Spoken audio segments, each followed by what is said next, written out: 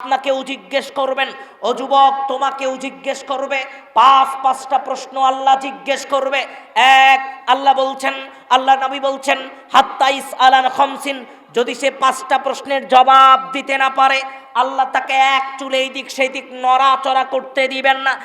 এক, আল্লাহ জিজ্ঞেস করবেন আনুমরিহি, আমি আল্লাহ তোমাকে 60-70 বছরের হায়াত দিলাম, এই সময় তুমি কোথায় কাটিয়েছো?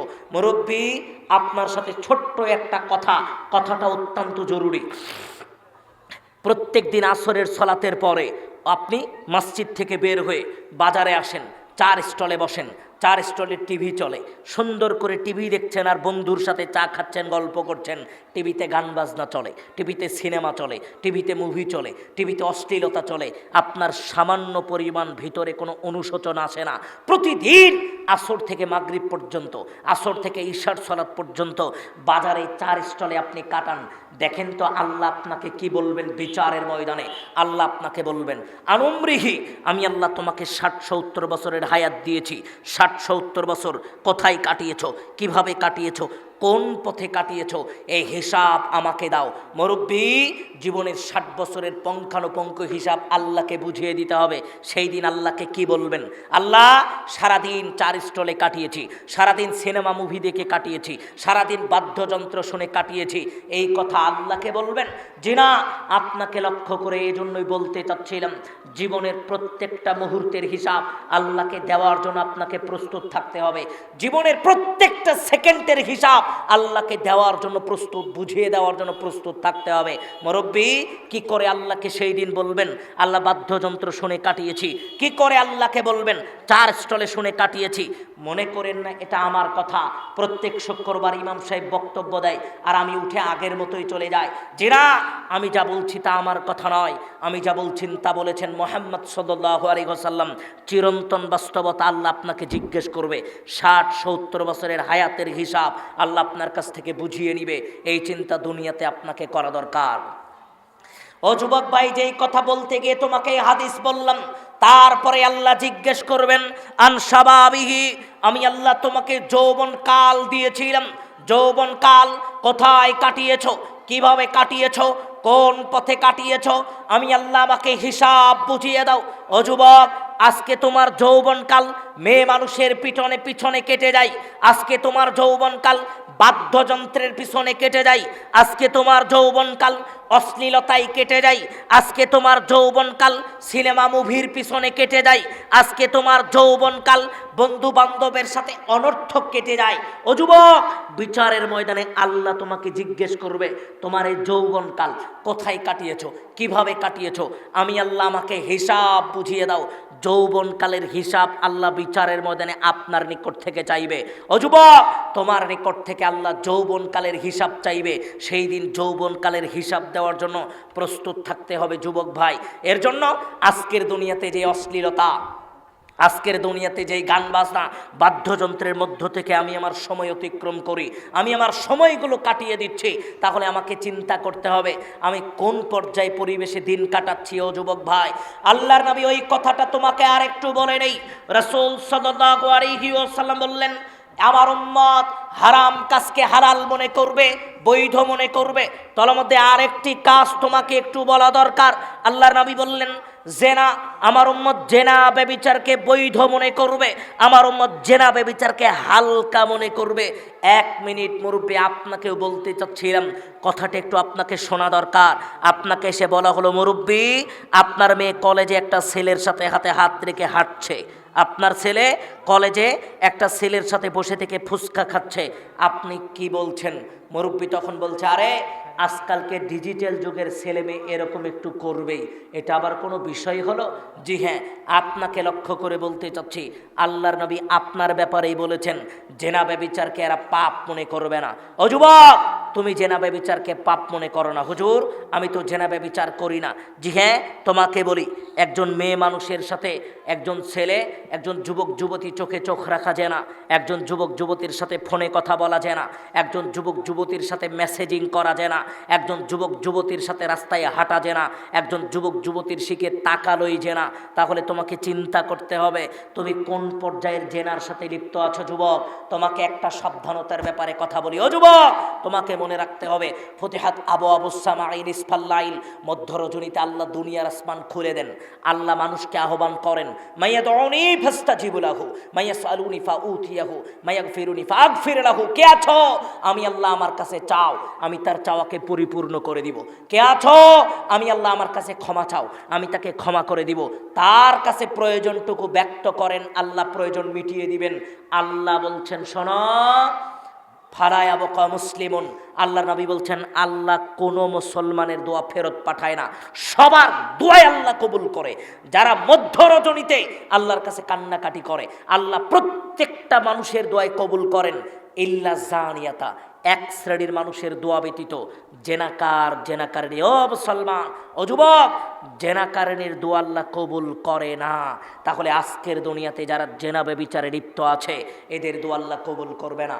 ও যুবক ভাই, এর জন্য তোমাকে লক্ষ্য করে বলতে চাচ্ছিলাম, তোমার জেনা ব্যভিচারের মধ্য দিয়ে যদি তোমার দিন কাটে, জীবনের অধিকাংশ সময় কাটছে জেনা ব্যভিচারের মধ্য দিয়ে, হারাম পথ পন্থায় তোমার জীবনের সময়গুলো কেটে যাচ্ছে, তাহলে তুমি মনে রাখার চেষ্টা করবা আল্লাহ তোমাকে কোনভাবে দেখছেন, কোন তালিকাভুক্ত করে রেখেছেন। দুনিয়াতে তোমাকে চিন্তা করা দরকার। বলতে চাচ্ছিলাম, বলার চেষ্টা করছিলাম, প্রথম অংশে আমাকে আরও একটা বিষয়ে বলার জন্য অনুরোধ করা হয়েছে। এর জন্য আলোচনার প্রথম অংশে যেটা বলতে চাচ্ছিলাম, ও যুবক ভাই, বাদ্যযন্ত্র তোমার জন্য হারাম। মনে রাখার চেষ্টা করতে হবে, যারা বাদ্যযন্ত্রের সাথে সম্পৃক্ত থাকে, গান বাজনার সাথে সম্পৃক্ত থাকে, এই সমস্ত মানুষ আল্লাহদ্রোহী কাজে লিপ্ত, তারা হারাম কাজে লিপ্ত। শুধু তাই না, আপনাকে একটা কথা বলি, বাজারের মানুষ আপনি, কথাটা আপনার কাছে খুব খারাপ লাগবে, তিতা লাগবে। পরের দিন আগামীকাল সকালে উঠেই হুজুরেরা সবই বলে, সবই কি মানা যায়? আগামীকাল সকালবেলায় আপনি গল্প করবেন, আরে একটু হুজুরেরা বলেই ওসব কথাকে মানা যায়?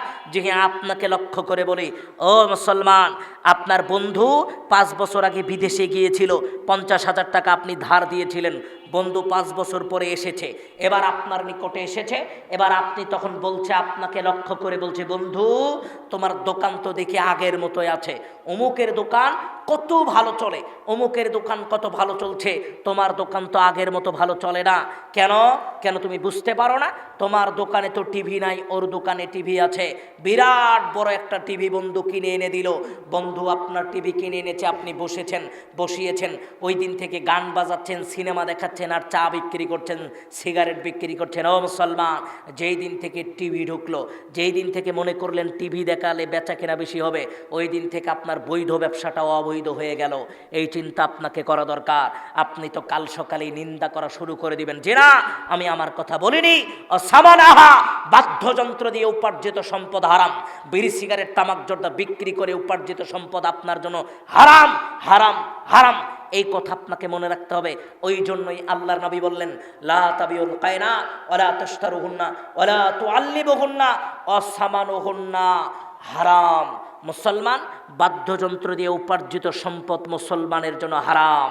হুজুর, কথাটা কঠিন হয়ে গেল, দোকানে যা বিক্রি করি তার অর্ধেক বেশি বিড়ি সিগারেট, এটা বাদ দিব কি করে? হুজুর, কথাটা বেশি হয়ে গেল, দোকানে গান বাজনা না শোনালে 4 স্টলে কেউ আসে না। জি না, রিজিক উপরে থেকে আসে, রিজিক বিড়ি সিগারেট দেয় না, রিজিক উপরে থেকে আসে।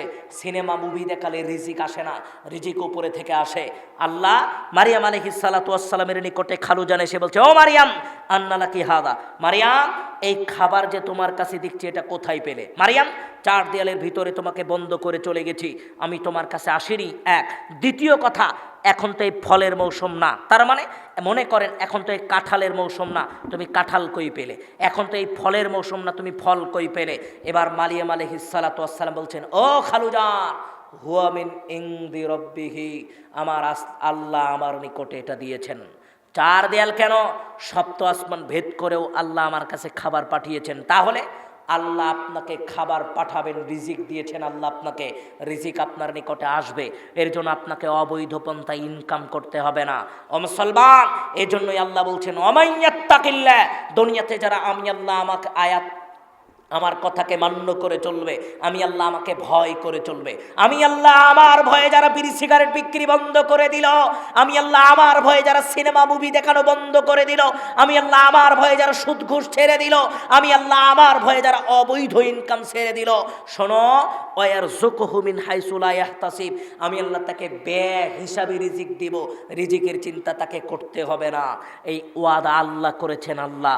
তাহলে আপনাকে দুনিয়াতে চিন্তা করতে হবে, আমি যে অবৈধ পন্থায় ইনকাম করছি আমার অবস্থা কি।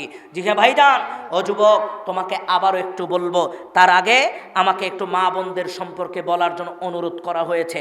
মাঝখানে মা বোনদের সম্পর্কে দুই একটা কথা না বললেই নয়। ও মা ও বোন, আপনাকে লক্ষ্য করে আমি তিনটা উপদেশ দিতে চাচ্ছিলাম, কথাটা আপনাকে একটু মনে রাখতে হবে। আল্লাহর নবী বলছেন, ইন্নাদ দুনিয়া কুল্লাহা মাতা ওয়া খয়রুল মাতা ইদ-দুনিয়াল মারাতুস সালিহা। আল্লাহর নবী বলছেন, আদম সন্তান শোনো, গোটা একটা হাদিসে আল্লাহর নবী বলছেন গোটা দুনিয়াটাই অভিশপ্ত, আরেকটা হাদিসে বলছেন গোটা দুনিয়াটাই মনে করেন সম্পদ। একটা হাদিসে আল্লাহর নবী বোঝালেন এই অভিশপ্ত দুনিয়ার মধ্যে সবচাইতে দামি একজন সতী সাধবী নারী। আবার আল্লাহর নবী বলেন গোটা দুনিয়াটাই সম্পদ, এই গোটা দুনিয়ার সম্পদের মধ্যে সবচাইতে দামি সম্পদ আল-মারাতুস সালিহা, একজন সতী সাধবী নারী। তার মানে গোটা দুনিয়ার সমস্ত সম্পদকে এক পাল্লায় তুললেন, আর একজন সতী সাধবী নারীকে এক পাল্লায় তুললেন। এই সতী সাধবী নারীর ওজনটাই আল্লাহর কাছে বেশি। তাহলে আপনাকে বলতে চাচ্ছিলাম, ওমা ওবন, আপনাকে তিনটা উপদেশ দিতে চাচ্ছিলাম। তার প্রথম উপদেশ, রাসূল সাল্লাল্লাহু আলাইহি ওয়াসাল্লাম বলছেন, আবু হুরায়রা রাদিয়াল্লাহু আনহু বলছেন, রাসূল সাল্লাল্লাহু আলাইহি ওয়াসাল্লাম বলছেন, আদম সন্তান, ইন্নাল্লাহা লা ইয়ানজুরু ইলা ইমরাতিন, বিচারের ময়দানে আল্লাহ ওই সমস্ত মহিলার দিকে তাকাবেন না। বিচারের ময়দানে আল্লাহ ওই সমস্ত মহিলার দিকে দৃষ্টিপাত করবেন না।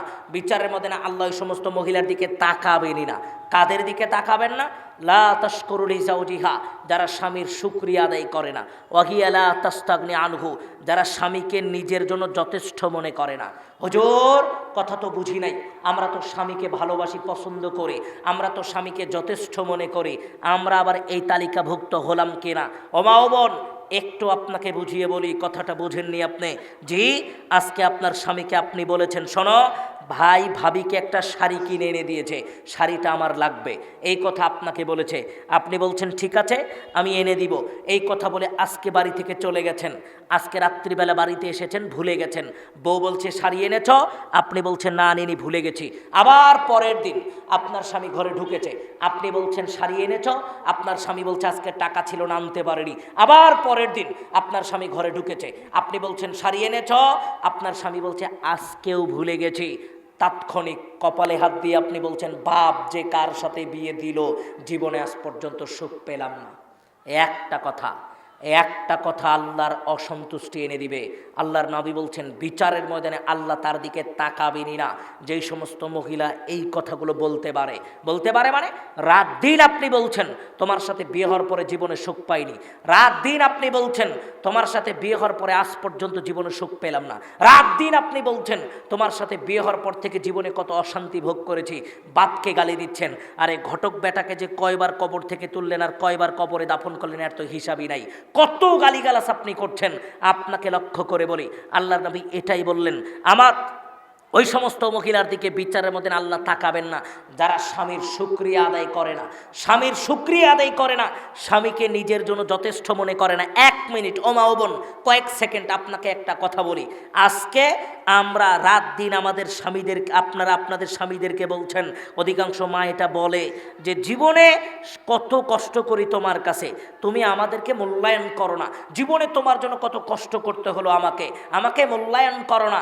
ওমা ও বোন, আপনাকে একটা কথা বলি, কালকে যখন বাপের বাড়িতে বের হবেন, বাপের বাড়িতে যখন যাবেন, যখন বাপের বাড়িতে যাচ্ছেন, সব কাজ শেষ, এখন বাপের বাড়িতে রাস্তায় বের হয়েছেন, কোনো কিছু করার দরকার নাই। একবার আপনার স্বামীর পায়ের দিকে তাকাবেন, আর একবার আপনার পায়ের দিকে তাকাবেন, দেখবেন স্বামীর পায়ের জুতাটা কত বছর আগের কেনা, আর আপনার পায়ের হিলটা কয় মাস আগের কেনা, একটু খেয়াল করবেন। তাহলে আপনাকে বুঝতে পারবেন আপনার স্বামী আপনাকে জীবনে কতটুকু মূল্যায়ন করে।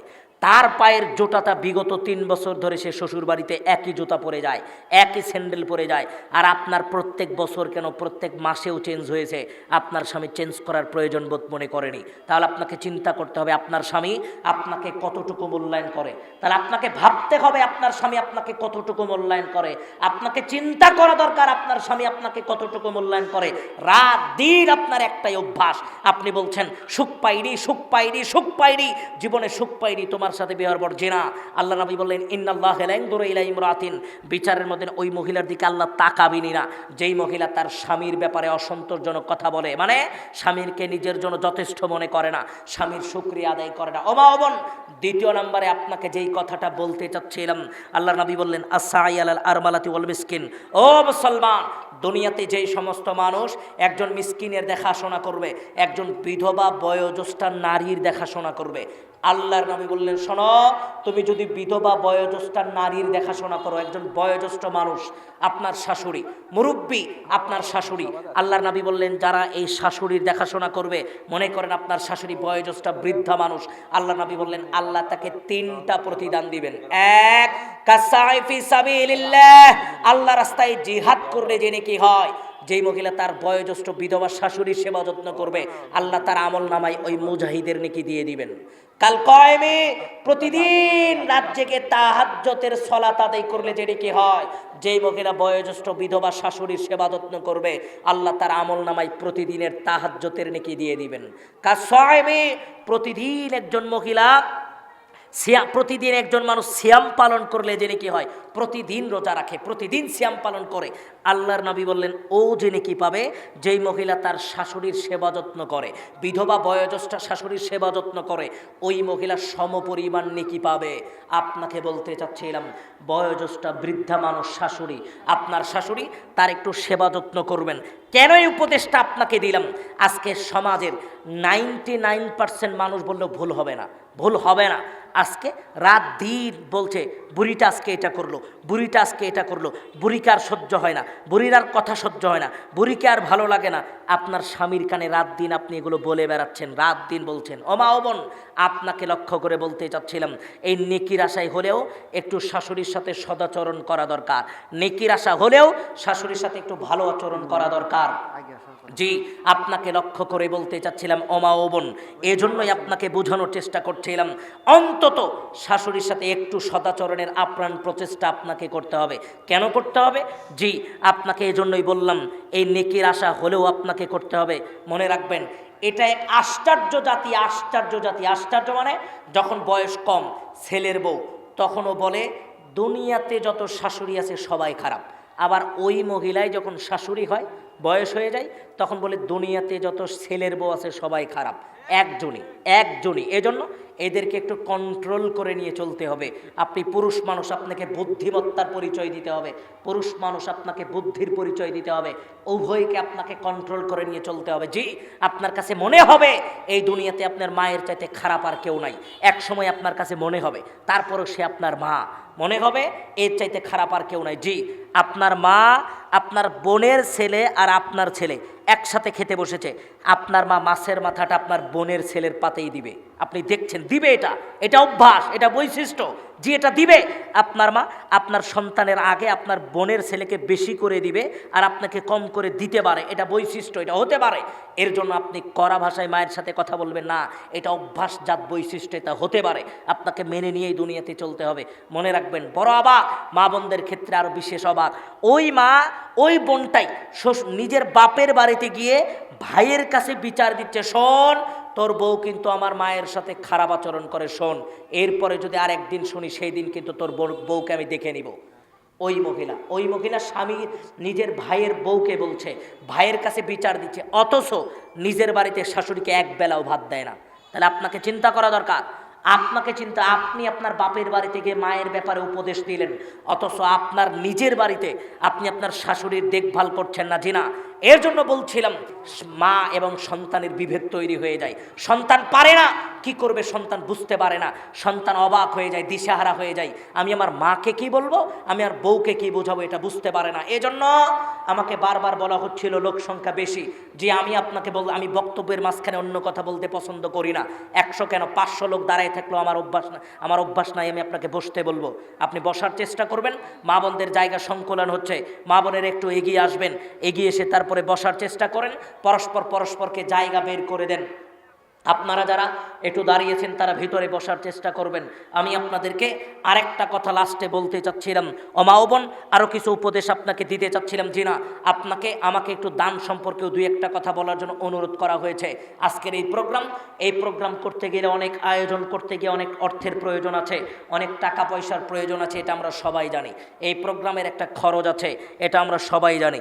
এর জন্য আপনাদের কাছে সামান্য কিছু উদ্যত্ত আহ্বান। ইতিপূর্বে অনেকেই দান করেছেন, আজকেও যারা দান করার নিয়তে এসেছেন, আমরা আপনাকে কেরাত গজলও শোনাতে পারবো না, আমরা আপনাকে লিল্লাহি তাকবীরও দিতে পারবো না। এমন অভ্যাস নাই যে আপনাকে গজল গাইয়ে আপনার মন জয় করে 2-4টা টাকা চাবো, এমন অভ্যাস আমরা পারি না, এমন যোগ্যতা আমাদের নাই। এর জন্য আপনাদের কাছে উদ্যত্ত আহ্বান, সামান্য যেভাবে বলতে যাচ্ছি বলার চেষ্টা করছি, এইভাবেই আপনাদের কাছে উদ্যত্ত আহ্বান। এই প্রোগ্রাম কেন্দ্র করে আর আজকে যেই পাঠাগারকে কেন্দ্র করে আজকের এই প্রোগ্রাম, দেখেন আমি ইতিপূর্বে কয়েকবার আপনার এলাকায় এসেছিলাম, অন্যান্য কাজেও এসেছি, বেশ কিছু কাজে এসেছি। আমি দেখেছি এখানে মাগরিবের পর থেকে সুন্দর একটা মক্তবের ব্যবস্থা আছে, যেটা একেবারে অতুলনীয়, যেটা আমার মোবাইলে ছবি তোলা আছে। আমি মোবাইলে ছবি উঠিয়েছিলাম, আমি ফেসবুকে পোস্টও করেছিলাম, যেটা মাগরিব পর থেকে চালু হয়। ছোট মানুষ, বয়োজ্যেষ্ঠ মানুষ, মুরব্বী মানুষ, সবার জন্য আপনাদের বাজারে একটা মক্তবের ব্যবস্থা করা আছে। মনে রাখবেন, কোটি কোটি কোটি কোটি টাকা দান করে এসি মসজিদ বানানো আপনার কাছে যতটুকু মূল্যায়ন, তার চাইতে হাজার হাজার লক্ষ কোটি গুণ মূল্যায়ন এমন একটা মক্তবের। এটা আপনাকে বুঝতে হবে। যে আমরা তো ব্যস্ত, টাইলস দিয়ে মসজিদ বানাতে হবে, মসজিদে এসি লাগাতে হবে, আমরা তো রাত দিন ব্যস্ত, মসজিদে এসি লাগাতে হবে, টাইলস দিয়ে মসজিদ বানাতে হবে। যে আপনাকে রক্ষা করে বলি, ও ভাইজান একটু বোঝার চেষ্টা করতে হবে। আজকে ওয়াজ শোনার পরে আগামীকাল ফজরে যদি শুধু মুয়াজ্জিন আজান দেয়ার একাই সালাত পড়ে, তাহলে টাইলস কেন? সালা দিয়ে মসজিদটাই আপনার জন্য যথেষ্ট। আপনি টাইলস দিয়ে বানাতে গেলেন কেন? মসজিদে মুসল্লি আনতে পারেননি, আর আপনার মসজিদ 10 তালা করতে হবে। আমি অবাক হয়েছি। এই তো কিছুদিন আগে একটা মসজিদে খুতবা দিতে গিয়েছিলাম, 35 জন ছেলেকে বই দেওয়া উপলক্ষে মক্তবের, তারা আমার কাছে যেই কথাটা বলেছিল যে ভাইজান, মসজিদের অসংখ্য টাকা ব্যাংকে রাখা আছে, কিন্তু মসজিদ কর্তৃপক্ষ বলেছে মক্তবের জন্য 1 টাকাও দিবে না, 1 টাকাও দিতে চায় না। এটা আমাদের দুর্বলতা, আমরা মক্তব চালাতে চাই না, মক্তবের গুরুত্ব আমরা বুঝি না, এই বোঝার মতো সামর্থ্য আমাদের নাই, যোগ্যতা আমাদের নাই। অসংখ্য অগণিত অযোগ্য মসজিদের কমিটি আছে, অযোগ্য মসজিদের সভাপতি সেক্রেটারি আছে, যারা বলে মসজিদের টাকা মক্তবে দেওয়া যাবে না, এই কথা যারা বলে, অথচ ব্যাংকে দিনের পরে দিন মসজিদের টাকাটা ফেলে রেখেছে, মক্তবে টাকা ব্যয় করতে চায় না। যে আপনাকে বলতে চাচ্ছি, তার আগে আপনাকে 2টা কথা বলবো, 2টা হাদিস সংক্ষিপ্ত করে। আল্লাহর নবী বলছেন, মানসান্না সুন্নাতান হাসানাতান, বুঝবেন। আল্লাহর নবী বললেন, সহজ ভাষায় বলি, আল্লাহর নবী বললেন, কোন মানুষ দুনিয়াতে একটা নেকির কাজ চালু করলো, নেকির কাজ আজকের পূর্বে ছিল না, মনে করেন মানসান্না সুন্নাতান হাসানাতান, একটা নেকির কাজ চালু করলেন। এই মক্তব, বাজারের এই মক্তব আজকের 1 বছর আগে ছিল না। 1 বছর আগে এই মক্তব 10 জন মানুষের চাঁদা দিয়ে 10 জন মানুষ এই মক্তব চালু করলো। এই মক্তব 50 বছর থাকলো 50 বছরে 5000 ছেলে মেয়ে কোরআন শিখলো। ওই 5000 আরো 5000কে শেখালো, ওই 5000 আরো 50,000কে শেখালো, ওই 50,000 আরো 5 লাখকে শেখালো, ওই 5 লাখ আরো 5 কোটি মানুষকে শেখালো। যত মানুষ এই মক্তবের দ্বারা কোরআন শিখলো, 5 কোটি কেন 10 কোটি মানুষও যদি কোরআন তেলাওয়াত শিখে, 10 কোটি মানুষ সারা জীবনে কোরআন তেলাওয়াত করে জানে কি পাবে? আপনি একাই সে নাকি পাবেন? কেন পাবেন? মক্তবের ব্যবস্থাটা আপনি করেছেন, আপনি এজন্য পাবেন। মনে হয় বিষয়টা বুঝতে পারেননি। আল্লাহ নবী বলছেন, মান দা ইলা হুদান, কোন মানুষকে আহ্বান করলো ভালো কাজে, নেকির কাজে আহ্বান করলো। মুরব্বী, আমি সলাৎ পড়তাম না, মুরব্বী আমাকে আজকে সলাতের আহ্বান করলো, আজ থেকে সলাৎ পড়লাম, মরা পর্যন্ত আমি যত নেকি উপার্জন করব সলাৎ তাসবিহ তাহলিলের মধ্য দিয়ে, সমপরিমাণ নেকি ওনার আমল নামাতেও আল্লাহ দিয়ে দিবেন, সমপরিমাণ নেকি। তাহলে আমরা যদি 100 ছেলের কোরআন শিক্ষার ব্যবস্থা করে দিতে পারি, 500 ছেলের কোরআন শিক্ষার ব্যবস্থা করে দিতে পারি, বয়োজ্যেষ্ঠ মুরব্বীদের কোরআন শিক্ষার ব্যবস্থা করে দিতে পারি, তাহলে আমাদের দুর্বলতাটা কোথায়? আমরা যদি এটা ব্যবস্থা করে দিতে পারি, তাহলে অসংখ্য অগণিত ছেলেমেয়ে কোরআন শিক্ষার ব্যবস্থা পাবে, তারা কোরআন শিখতে পারবে, বই পড়ার ব্যবস্থা আছে, বই পড়তে পারবে, দিন শিখতে পারবে। তাহলে আমরা এটাতে দুর্বল কেন? আমরা এটা করতে চাচ্ছি না কেন? আমরা এটাতে দুর্বল কেন? আমরা এটা করতে চাচ্ছি না কেন? এই চিন্তা আমাদেরকে করা দরকার। ও ভাইজান, এর জন্য আপনাদের কাছে উদ্যত আহ্বান, এই মক্তবের প্রচেষ্টা করেও একটু দান সাদকা করবেন। 2 টাকা হলেও দান করবেন, 5 টাকা হলেও দান করবেন, আজকে করেন। আপনি বলবেন প্রত্যেক মাসে আমার সিগারেট খেতে যে টাকা লাগে, আজ থেকে ওই টাকা প্রত্যেক মাসে আমি মক্তবে এসে দিয়ে যাব। আপনি বলবেন 50 টাকা করে প্রত্যেক মাসে দিব, 100 টাকা করে প্রত্যেক মাসে দিব, 500 টাকা করে প্রত্যেক মাসে দিব, মাসিক চাঁদা দিবেন, তবুও দিবেন। জি, আপনাকে লক্ষ্য করে বলতে চাচ্ছিলাম। এই জন্য আপনাদের কাছে উদ্যত আহ্বান, যে যে পরিমাণে পারেন একটু কষ্ট করে দান সাদকা করে যাবেন, যে যে পরিমাণ পারেন একটু দিয়ে যাবেন, 100, 200, 500, 1000 যা পারেন সেটাই দিয়ে যাবেন। গতকাল আমি একটু অবাক হয়েছিলাম। গতকাল ছোট্ট একটা টিনের মসজিদ, ছোট্ট প্রসাবখানা, উজুখানা কিচ্ছু নাই, বাথরুমও নাই, 4,69,832 টাকা উঠলো নগদ, 150 বস্তা সিমেন্ট। আমি অবাক হয়ে গেলাম। প্রধান অতিথি 50,000 টাকা নগদ দিলেন। ওই যে আজকে বলে গেল 1.5 লাখ দিব, 10 বছর ওই টাকা আপনি বারবার ইউনিয়ন পরিষদে গেছেন, টাকা আসেনি, এই পরিবেশ না, নগদ 50,000 টাকা দিল। আমি যেটা বলতে চাচ্ছি, আপনারা নিজেদের প্রয়োজনে কত টাকা অপচয় করেন, ব্যয় করেন, এর কোনো ঠিক ঠিকানা নাই। আজকে এই মসজিদের উপলক্ষে, মক্তবের উপলক্ষে, এই পাঠাগারের উপলক্ষে একটু 2-4 টাকা যার যা সামর্থ্য আছে একটু দেওয়ার চেষ্টা করবেন, যতটুকু সামর্থ্য দেওয়ার চেষ্টা করবেন। না হলে আপনাদের ভিতরে রুমাল যাবে, রুমালে দেওয়ার চেষ্টা করবেন। 2-3 জন রুমাল নিয়ে দাঁড়ান, 2-3 জন, 2-3 পাশ থেকে সামনে একটু রুমাল নিয়ে দাঁড়ান, সামনে একজন দায়িত্বশীল সামনে নিয়ে দাঁড়ান। যার যতটুকু সামর্থ্য আছে, যে যতটুকু পারেন একটু দেওয়ার চেষ্টা করবেন। আমাদের ভিতরে একজন ভাই 1000 টাকা দান করেছে, আল্লাহ সুবহানাহু ওয়া তাআলা তার দানকে কবুল ও মঞ্জুর করুন, আল্লাহুম্মা আমিন। তার আহাল পরিবারে বারাকা দান করুন, আল্লাহুম্মা আমিন। আল্লাহ সুবহানাহু ওয়া তাআলা তার ইহকালীন জীবনকে সফলতা দিয়ে পরিপূর্ণ করুন, আল্লাহুম্মা আমিন। পরকালেও তার জীবনকে সফলতা দিয়ে পরিপূর্ণ করুন, আল্লাহুম্মা আমিন। আমার বড় ভাই 100 টাকা দান করেছে, আল্লাহ তার দানকে কবুল ও মঞ্জুর করুন, ব্যবসা বাণিজ্যে বারাকা দান করুন। উনি ব্যবসা বাণিজ্যের সাথে সম্পৃক্ত, আল্লাহ তার ব্যবসা বাণিজ্যে বারাকা দান করুন। জি, যে যতটুকু পারেন সামর্থ্য অনুযায়ী একটু দান করবেন। রুমাল নিয়ে যান, সামনে থেকে রুমাল নিয়ে যান, রুমাল নিয়ে ভিতরে ঢোকেন, রুমাল নিয়ে যান। যে যতটুকু পারেন সামর্থ্য অনুযায়ী, কেউ 1 টাকা না দিয়ে যাবেন না, নিজেদের সামর্থ্য অনুযায়ী দান করবেন। বক্তা যতটুকু সামর্থ্য আপনার একটু দান করার চেষ্টা করেন, যার যতটুকু সামর্থ্য। যে ভাই জানি একটু সামর্থ্য অনুযায়ী দান করার চেষ্টা করবেন, যতটুকু আপনার সামর্থ্য কোলা একটু দান করার চেষ্টা করবেন। আল্লাহর নবী বলছেন, মাব্বানা আলী, আল্লাহর নবী রাসূল সাল্লাল্লাহু আলাইহি ওয়াসাল্লাম বলছেন, আস-সাদাকাতু বুরহানুন, দান সদকা হচ্ছে দলিল। মানুষ আল্লাহর কাছে বলতে পারবে, আল্লাহ আমি 50টা টাকা দান করেছিলাম, 100টা টাকা দান করেছিলাম, 500টা টাকা দান করেছিলাম, 200টা টাকা দান করেছিলাম। এটা মানুষ আল্লাহর কাছে বলতে পারবে। এটা দানের একটা বদৌলত, এই দলিলটা আল্লাহর কাছে জমা থাকবে। একজন 200 টাকা দান করেছে, আল্লাহ তার দানকে কবুল ও মঞ্জুর করুন, আল্লাহুম্মা আমিন। যে যতটুকু পারেন সামর্থ্য অনুযায়ী, যতটুকু আপনার সামর্থ্যে কোলায় ততটুকু দিবেন। আপনার কাছে জোর জবরদস্তি করা হচ্ছে না। তবে একটা উদ্যত আহ্বান আপনাদের কাছে, প্রত্যেক মাসে 50 টাকা করে চাঁদা দিবেন। 50 টাকা, এই চেষ্টাটুকু একটু করবেন। মাসে 50 টাকা, বছরে 600 টাকা। মাসে 50 টাকা আপনার কাছে কোনো ব্যাপার না। এই টাকাটা ওখানে মাগরিবের পরে মক্তব বসে, আপনার নামে খাতা থাকবে, আপনি প্রত্যেক মাসে এসে 50 টাকা করে একটু দেওয়ার চেষ্টা করবেন। প্রত্যেক মাসে এসে 50 টাকা করে একটু দেওয়ার চেষ্টা করবেন। না হলে 100 টাকা করে দেওয়ার চেষ্টা করেন, না হলে 20 টাকা করে দেন। এই চেষ্টা হলো একটু করার চেষ্টা করবেন। একজন 500 টাকা দিয়েছে, আল্লাহ তার দান সাদকাকে কবুল করুন, আল্লাহুম্মা আমিন। আহাল পরিবারে বারাকা দান করুন, আল্লাহুম্মা আমিন। জীবদ্দশায় তাকে সুস্থ এবং সবল রাখুক, আহাল পরিবারকে সুস্থ সবল রাখুক। আরেকজন ভাই 500 টাকা দান করেছে, আল্লাহ সুবহানাহু ওয়া তাআলা তার দানকে কবুল ও মঞ্জুর করুন, আল্লাহুম্মা আমিন। আল্লাহ সুবহানাহু ওয়া তাআলা যে যে অ্যামাউন্টে দান করছে, আল্লাহ প্রত্যেকের অ্যামাউন্টকে কবুল করুন, আল্লাহুম্মা আমিন। আরেকজন 100 টাকা দান করেছে, আল্লাহ সুবহানাহু ওয়া তাআলা তার দানকে কবুল ও মঞ্জুর করুন, আল্লাহুম্মা আমিন। ইহকালীন জীবনে যে যতটুকু দান করলো, আল্লাহ তাদের নিয়তকে পরিপূর্ণ কবুল করে নিয়ে আল্লাহ তাদের নিয়ত অনুযায়ী পরবর্তী জীবন পরিচালনা করার তৌফিক দান করুন। নিয়তটাকে সুস্থ শুদ্ধ করে নিয়ত অনুযায়ী তার জীবনকে ঈমানি হালতে রাখুক এবং মৃত্যুবরণের সময় ঈমানি হালতে মৃত্যুবরণ করার তৌফিক দান করুন, আল্লাহুম্মা আমিন।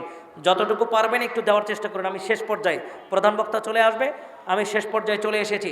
রাসূল সাল্লাল্লাহু আলাইহি ওয়াসাল্লাম বলছেন, আস-সাদাকাতু তুতফিউল বালা, দান সদকা মানুষের বিপদ আপদ বালা মুসিবতকে দূর করে দেয়। দান সদকা বিপদ আপদ বালা মুসিবতকে দূর করে দেয়।